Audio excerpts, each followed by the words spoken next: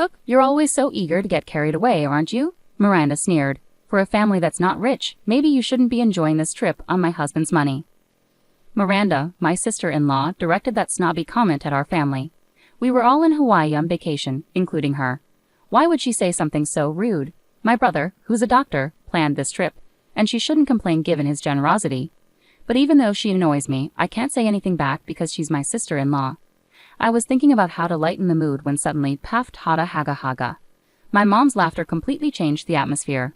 My name is Elisa, and I'm 20 years old. I'm an ordinary college student at a private university's school of education. I want to become a child care worker. My days are full of assignments, hands-on training, and part-time jobs. I work hard because of my family's support. I live with my parents. My dad works in an office, and my mom has a part-time job at a nearby bakery, just a typical American family. I find a lot of comfort in our normal family life. Besides my parents, I have an older brother, John, who is 8 years older than me. He graduated from a state medical school and works at the same hospital where our maternal grandfather is the director. Even though my brother is very accomplished, my parents, especially my mom, always support my dreams without comparing us. My mom is particularly thoughtful and considerate. She once told me, "You know, Elisa, it doesn't matter if your family is successful." My dad was a doctor too, but I chose to go to culinary school after high school. "Didn't you ever think about taking over Grandpa's practice?" I asked. "Darling, I was never interested in being a doctor. The responsibility of people's lives was just too much for me," she chuckled. "But you were an only child. Maybe Grandpa secretly wanted you to." "Maybe so, but it's my life, right?" And now, with John being a doctor, everything turned out okay. My father's just happy that one of his grandchildren has followed in his footsteps. I guess that's true. I don't think Mom ever intended to slight my grandfather. She chose her own happiness, marrying my father instead of taking over the family practice. Now that John's a doctor and works at Grandpa's hospital, there's no worry about his successor. It makes me realize that my mom has been through a lot. Because of her experiences, she's very supportive of me. Normally, with a brother who's a doctor, there might be expectations on me. But my mom never expects anything specific from me, nor has she ever abandoned me. She just believes in letting me be me and John be John. My dad feels the same way. When I told him I wanted to become a child care worker, he didn't hesitate and just said, "Give it your best shot." I'm really lucky to have such supportive parents. Knowing their background, it's no surprise that John is also laid back. Despite being a doctor, he's humble and always encourages my dreams. Just the other day, after I finished my training, he called me. "Hey Elisa, you finished your training today, right? Well done." "Thanks, John. It was tough this time. I was working with 2-year-old toddlers." "Turbo twos, huh? It's amazing how you handle multiple kids at once. I really admire that." "Oh, come on, what you do, taking care of people's lives, is way more impressive. You think? It's a bit awkward getting a compliment from my little sis. Haha. Stop being so shy. Thanks for calling." "You bet. We'll hang out soon." Suddenly, a chilly voice from the other end asked, "Who are you talking to?" Ignoring the voice, John quickly said, "Catch you later," and hung up. It was Miranda, John's wife. It seems she doesn't like him talking on the phone. There have been times, whenever I hear her voice in the background while talking to John, he always ends the call as soon as she speaks up. It's clear she might be controlling towards him.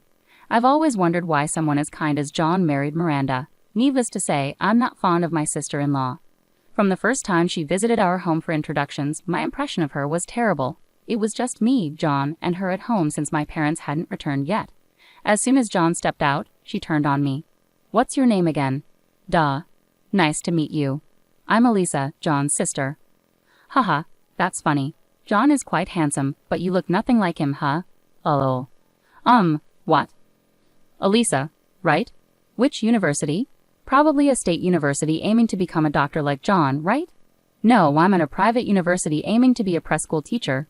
As soon as I said that, her eyes widened in surprise. "What? A preschool teacher?" she exclaimed, covering her mouth with her hand. "Wow, I'm shocked.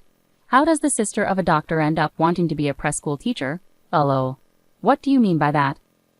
"Just what I said. Oh. Your parents must feel sorry. They have a brilliant son, and then there's you, wanting to be a preschool teacher. Lol. That's not true. My parents fully support my dream." "Seriously? Do you really think they're supporting you?" "No way, right?" "Oh, do they just have low expectations for you?" "As long as they have brilliant John, that's all that matters to them." "Oh. That's not true." She said these hurtful things casually, leaving me at a loss for words. When John returned to the living room, she switched back to her cold demeanor towards him. Later, when Mom and Dad came home and exchanged greetings, she stayed distant, mostly interacting with John. My brother must really like Miranda because he always praised her, calling her incredibly kind and saying she makes calm, rational decisions. Our parents probably didn't know how to respond to John's high praise of Miranda. The next month, John and Miranda got married and became a couple officially. When they announced it, I casually asked my mom, "Mom, why did John choose Miranda?" "Why do you ask?" "Well, to be honest, she's not exactly pleasant, right? John may say she's kind, but maybe that's only when he's around. Look, if John is serious about her, we can't oppose it." "I guess so. As a family, John's happiness is what matters most. So, Lisa, will you support John?" "Yeah. I understand. If John's happy with Miranda, I won't complain. But their marriage affects all of us. She's my sister-in-law now, and for my parents, she's their daughter-in-law. I can't help but worry about our future relationship given her attitude." A year after their marriage, Miranda's attitude hadn't changed. She would get annoyed when John and I talked on the phone. She often didn't come to family gatherings, leaving just my brother. Even when they did attend together on special occasions, she stayed on her phone and didn't engage in conversation. I had mixed feelings about her behavior, but they were married, and it wasn't my place to intervene. All I could do was hope for my brother's happiness. Then one day, when I got home from college, my mom suddenly said with a big grin on her face, "Elisa, we're going to Hawaii." Kauai, yes, with John and Miranda, the whole family. "Why all of a sudden, and why not somewhere closer, but Hawaii?" I asked. "Well, it turns out John suggested this trip," she explained. "John did?" According to Mom, John wanted to make up for not spending enough time with the family in the past. Since Dad was turning 55 and Mom 50, reaching these milestones, he thought it was a good opportunity for a family trip. That's what my parents suggested. If we're going, we all want to go together, and that's how we decided on Hawaii. After hearing the plan, I asked my mom the question that had been bothering me the most. I mean, I'm excited about going to Hawaii, but isn't Miranda going to have a problem with all of us going together? You'd think so, right? But she surprisingly seemed on board with it, saying, "I'd love to go to Hawaii." "Really? Miranda has always wanted to visit Hawaii, so since she's on board, let's all enjoy it together, right?" "Sounds good. I've never been to Hawaii, so I'm super excited." And just like that, we decided to head to Hawaii in 2 months.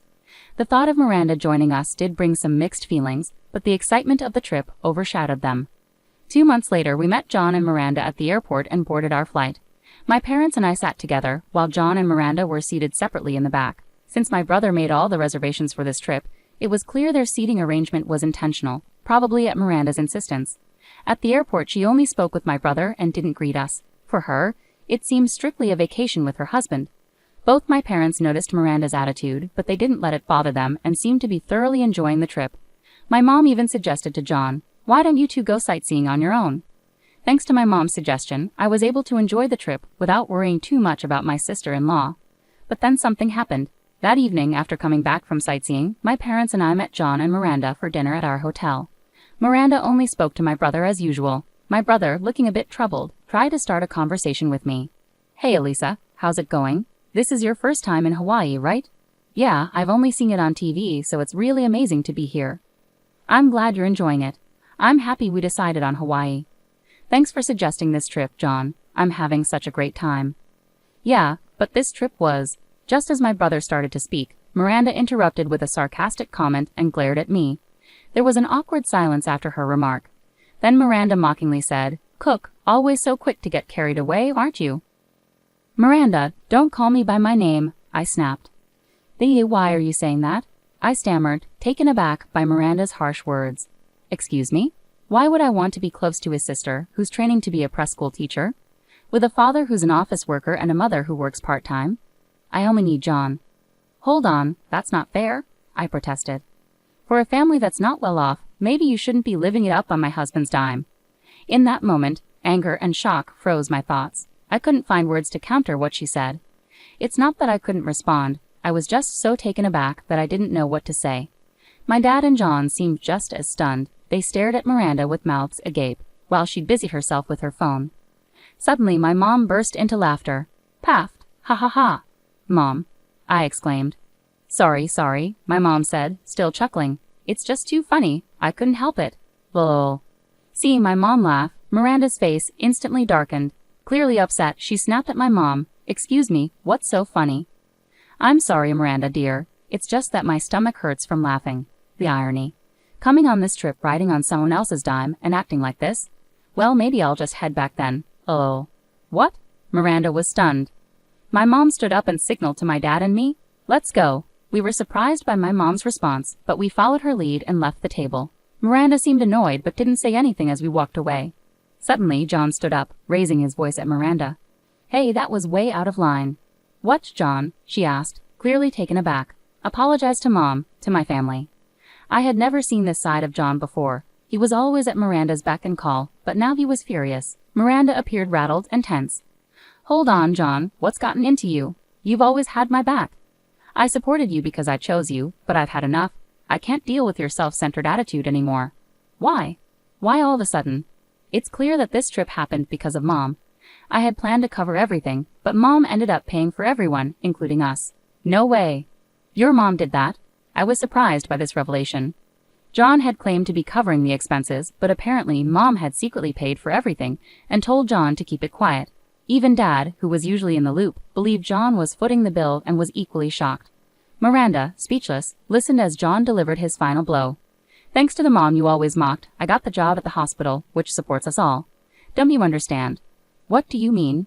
Why bring your mom into this? Have you forgotten already? The head of the hospital where I work is my mom's dad. No, you're lying. I knew it. I always felt you weren't interested in my family. You never really listened, did you? You just wanted to marry a doctor like me, didn't you? No, that's not true. I mean, yes, I wanted a better life, but that doesn't mean I disregarded you, John. Miranda reached out, but John forcefully pushed her hand away. His anger was palpable, his gaze icy and intense. Don't play games with me. I didn't marry you to be used. I was foolish to marry you, deceived by your motives, but I did love you sincerely, Miranda. Yet you insulted my family. Wait, John, I promise I'll. It's too late. Even if you change now, your hurtful nature won't. I won't spend my life with someone who looks down on my family. It's not my parents who should leave. It's you, Miranda. Miranda's face drained of color as John's words hit her hard. Tears welled up in her eyes as she pleaded with him. Please wait, John. I'm begging you. Forgive me. I'll do anything. But John's expression remained cold and unmoved.